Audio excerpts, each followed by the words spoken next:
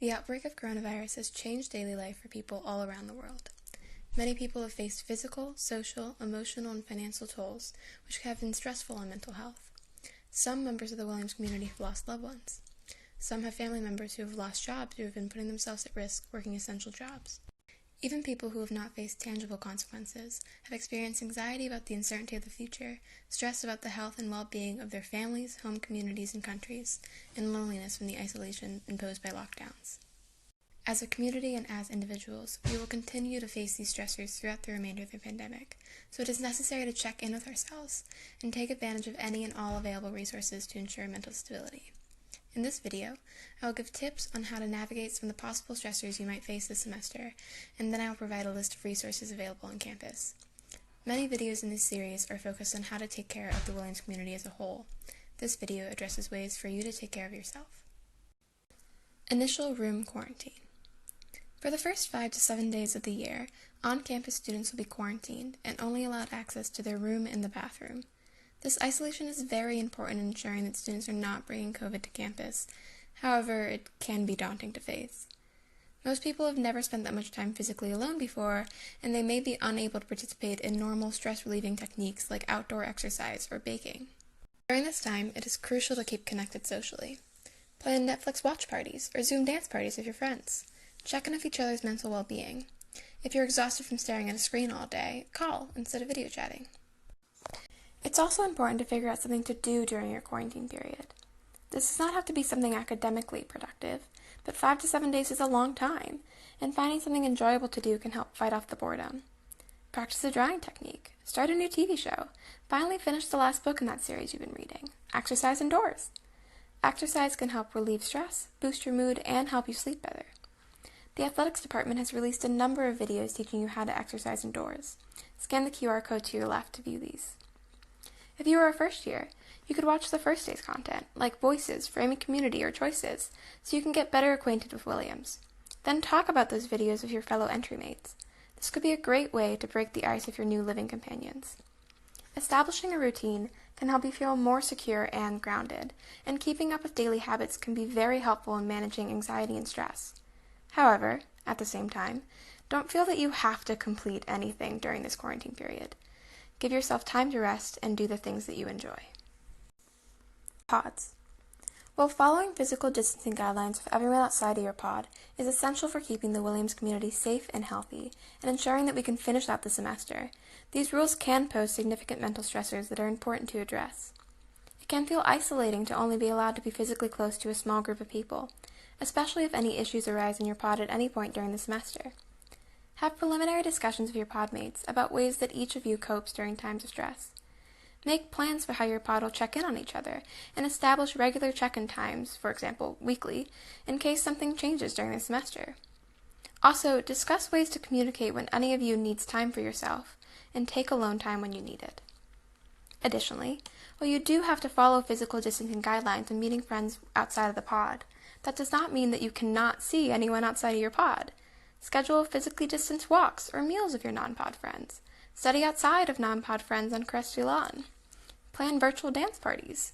Definitely make time to see people outside of your pod. Finally, if this is your first time on campus, you might be worried about how you're going to make friends here if you're only able to be physically close to a small group of people. Know that it's completely natural to worry about how to build connections in a new space, especially in such an uncertain year. Try to join some clubs or reach out to your classmates in order to make new friends. Talk to your new entry mates who are all experiencing the same worries about building connections that you are. And if you're really struggling, especially in the first few weeks, talk to your family or friends from home. Work and remote learning.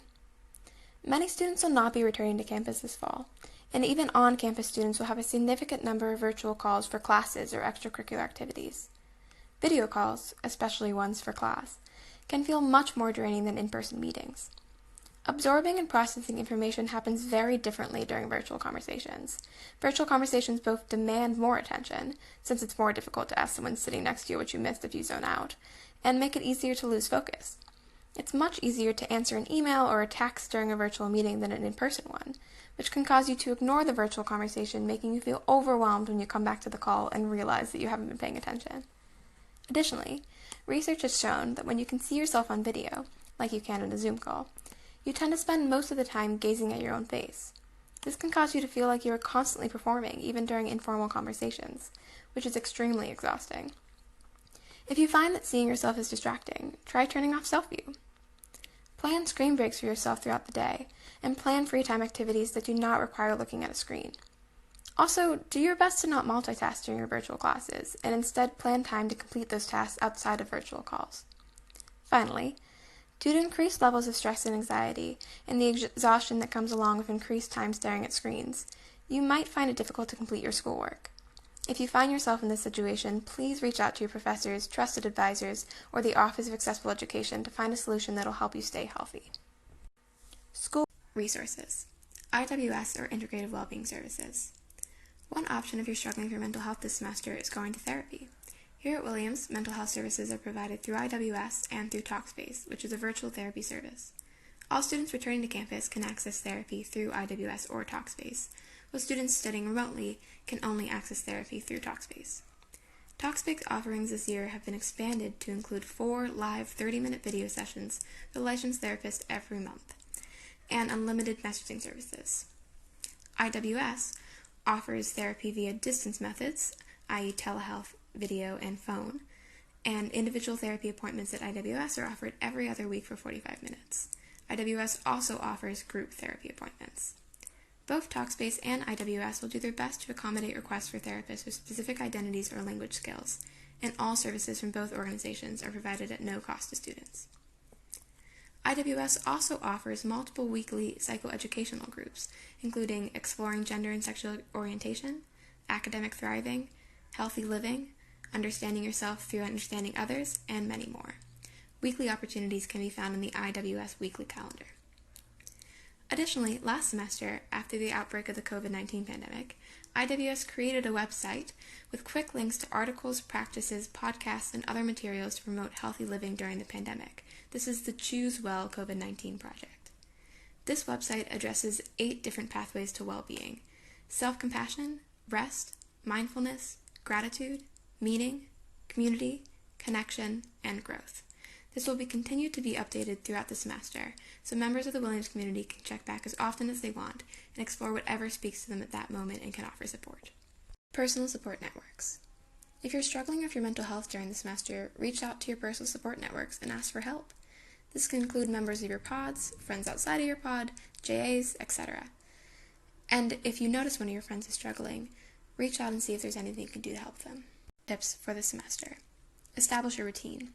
One of the most difficult parts of remote learning is the lack of an externally imposed routine that allows you to balance finishing your schoolwork, connecting with your friends and family, and taking care of yourself physically and emotionally. Establishing a personal routine can help you feel more grounded and more secure, and keeping up with daily habits can be extremely beneficial in managing stress and anxiety. If you're having difficulty keeping to a self-imposed schedule, consider asking a friend to help you stay accountable.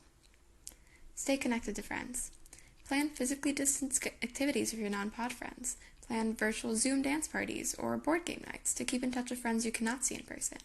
And if you're exhausted from staring at a screen all day, plan phone calls to allow connection without the need for a video call.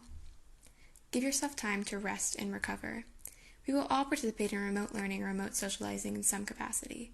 This can be much more draining than in-person conversations or classes, so you might find yourself getting more tired than usual.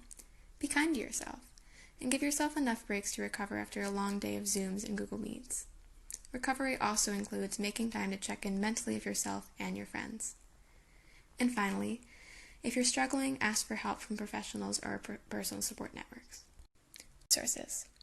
This video gives an overview of some stressors you might encounter throughout the semester, but is obviously not comprehensive.